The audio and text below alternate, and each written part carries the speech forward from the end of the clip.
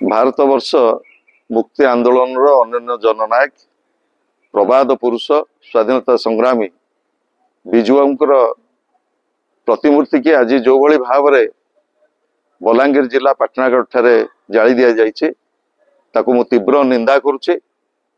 प्रबाद पुरुष ओडिया जातिर स्वाभिमान प्रतीक केवल नुह एकाधिक तीनोटी राष्ट्र स्वाधीनता आंदोलन में से भाग नहीं से एभली एक जने जननायक से कौनसी जाति धर्म वर्ण दल रे बांधी होगी नथिले से थिले ओडिया जातिर परिचय।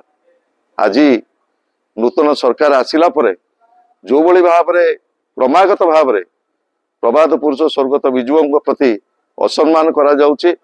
मार्च 5 तांकर जन्मदिन को पंचायत राज दिवस हिसाब रे जेभली भाव रे पालन करा जाउतला 3 दशंधि ऊर्ध्व समय धरी ताकू मध्य नूतन सरकार परिवर्तन करछि।